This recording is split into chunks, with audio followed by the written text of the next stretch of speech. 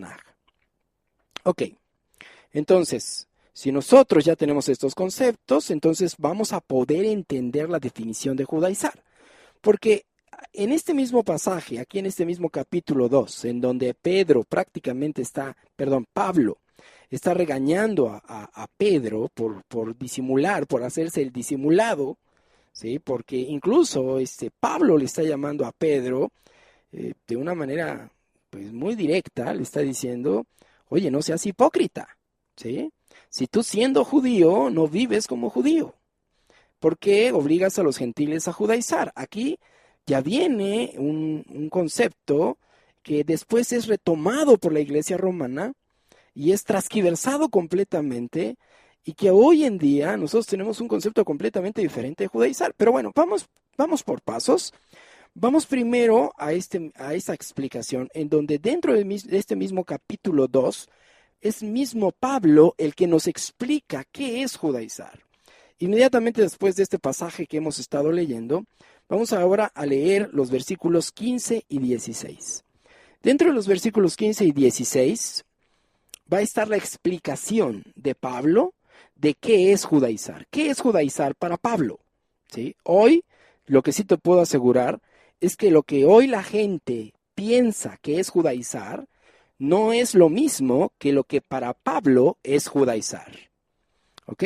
Entonces, vamos a leer este versículo 15 que dice de la siguiente forma. Dice, nosotros, judíos de nacimiento y no pecadores de entre los gentiles, sabiendo que el hombre no es justificado por las obras de la ley, sino por la fe de Jesucristo, nosotros también hemos creído en Jesucristo, para ser justificados por la fe de Cristo, y no por las obras de la ley, por cuanto por las obras de la ley nadie será justificado.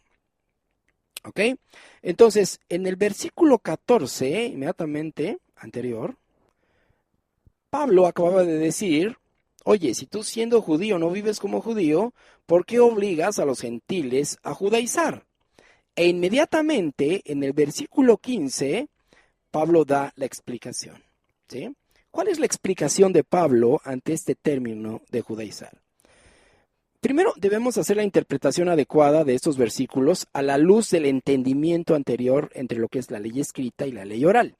Y sabiendo que la fe de Jesucristo, que fue declarada en Mateo 5, versículos 17-20, es la ley escrita. Entonces, tanto Pablo como Jesucristo todo el tiempo defendieron la ley escrita. Cuando tú te encuentras a Jesucristo debatiendo contra los saduceos o debatiendo contra los fariseos en el Nuevo Testamento, cuando tú haces un análisis de esos debates, tú te das cuenta que Jesucristo no está discutiendo contra personas que están poniendo en tela de juicio la veracidad de la palabra de Dios. No es así. Lo que Jesucristo está poniendo en tela de juicio y los debates que Jesucristo sostiene con la gente de su época tiene que ver con la interpretación de la ley escrita, es decir, con todo lo que había escrito Moisés, con todo lo que habían escrito los profetas. Jesucristo daba su interpretación y ese era el punto de debate que sostenía tanto con saduceos como con fariseos. Entonces Jesucristo obviamente defendía todo lo que estaba en la ley escrita. En Mateo capítulo 5, versículos 17 al 20, nosotros encontramos ahí una prueba irrefutable de que Jesucristo definitivamente dice, yo no vengo a abrogar la ley, ni tampoco vengo a abrogar a los profetas, sino vengo a cumplirla. Este versículo muchas veces ha sido muy, muy mal interpretado porque hasta ahí se quedan. Y dice, no, él dice que ahí ya vino a cumplirla, por lo tanto hasta ahí terminó. Ahí llegó la ley. Pero ahí se quedan, no siguen leyendo. Porque si siguieras leyendo, entonces tú te darías cuenta que el siguiente versículo dice Jesucristo que aquel que enseñe a no cumplir la ley, ese no va a entrar en el reino de Dios. Y que cumpla la ley y que así enseñe, ese sí va a entrar al reino de Dios. Entonces, si tú dejas simplemente la interpretación de lo que dijo Jesucristo en el versículo 5:17, si lo dejas nada más hasta que yo vine a cumplirla, pues a lo mejor para algunos inexpertos pudiera surgir una interpretación sacada de la manga. Entonces ya ves, ya ahí se terminó la ley, ya no tengo que cumplir la ley. Esto está muy, muy sujeto a incongruencias, porque cuando tú tratas de cuadrar la teología de todas aquellas personas que dicen que hoy ya no tenemos la obligación de vivir conforme a la ley, tú te das cuenta que hay una serie que esa teología contradice prácticamente toda la escritura, ¿sí? No hay manera de encajar esa teología de una ley obsoleta en los profetas, no hay una manera de encajar esa teología de una ley obsoleta en ninguna parte del Nuevo Testamento, ¿sí? Y para muestra basta un botón. Vale la pena que le eches una leída por ahí a la carta de Judas, a la misma carta de Santiago, para que te des cuenta que es una completa incongruencia el pretender, el pensar que la ley ya pasó. ¿Ok? Entonces, tanto Jesucristo como Pablo eran unos defensores acérrimos de la ley escrita. Pero Pablo, que era un fariseo, hijo de fariseos, que salió del centro, del núcleo de la secta farisea, que eran aquellos que se decían maestros de la ley, él dice, bueno, pero yo estoy en contra de la ley oral. La ley oral era una manera a través de la cual ellos decían, la ley se tiene que interpretar así. Esta es la ley que se tiene que interpretar así.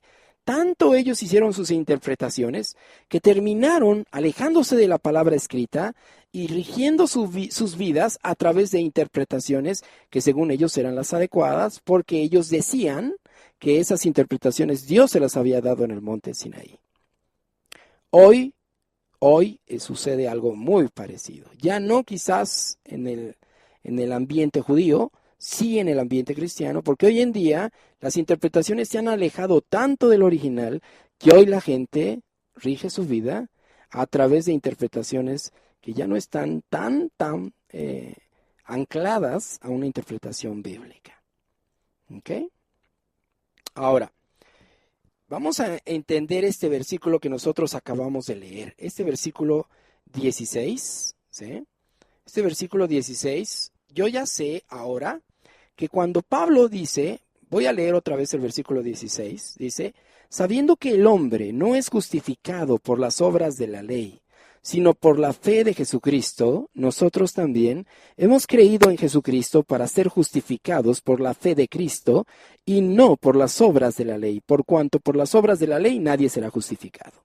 Ok, entonces aquí, obras de la ley, nosotros hemos dicho que es una manera de referirse a esa ley oral o a esa Torah oral. ¿Ok?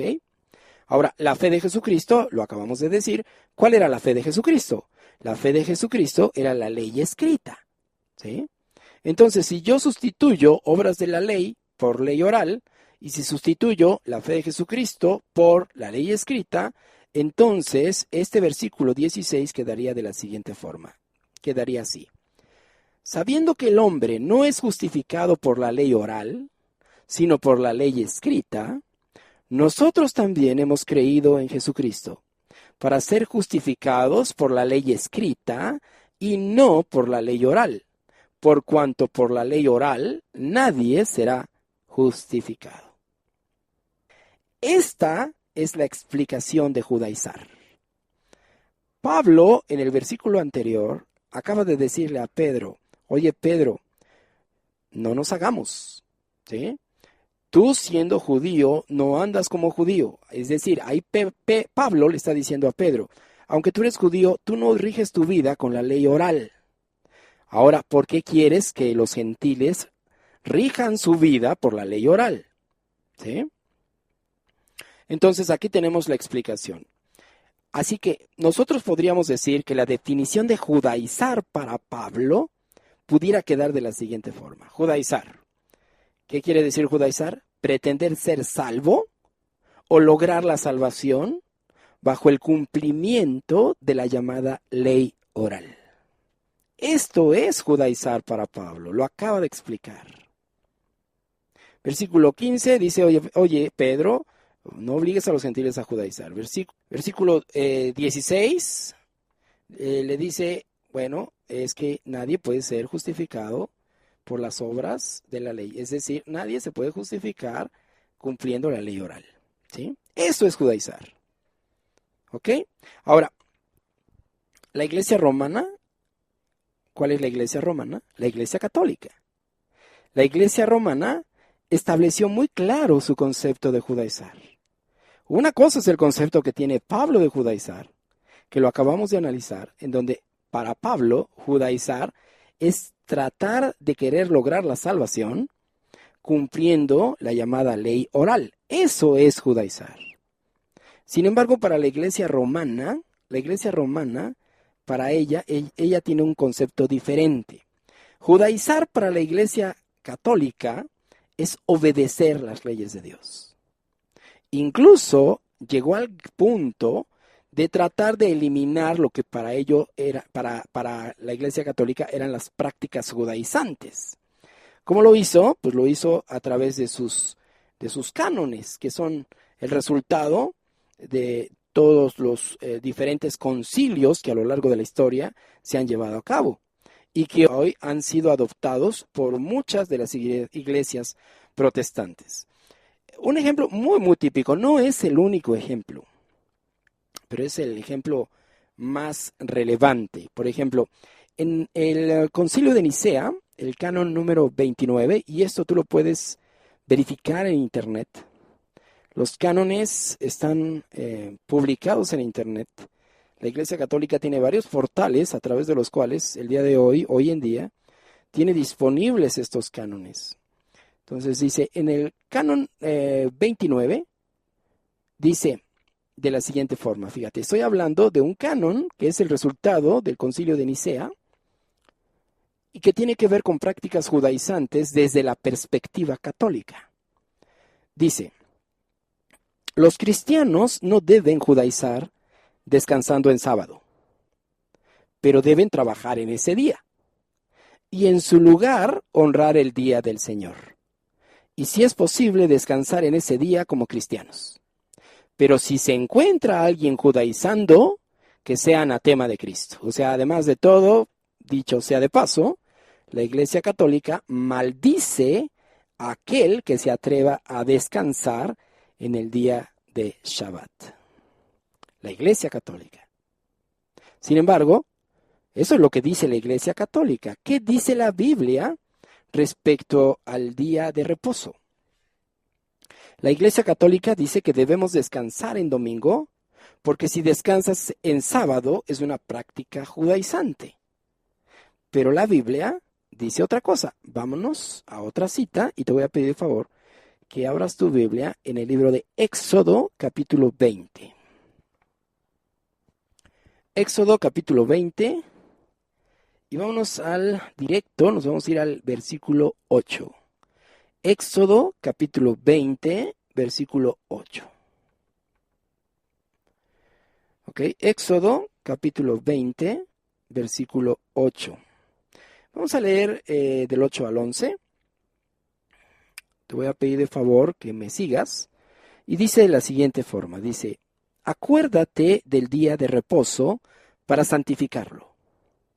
6 días trabajarás y harás toda tu obra. Mas el séptimo día es reposo para el Señor tu Dios. No hagas en él obra alguna. Tú, ni tu hijo, ni tu hija, ni tu siervo, ni tu criada, ni tu bestia, ni tu extranjero que está dentro de tus puertas. Porque en 6 días hizo el Señor los cielos y la tierra, el mar y todas las cosas que en ellos hay, y reposó en el séptimo día.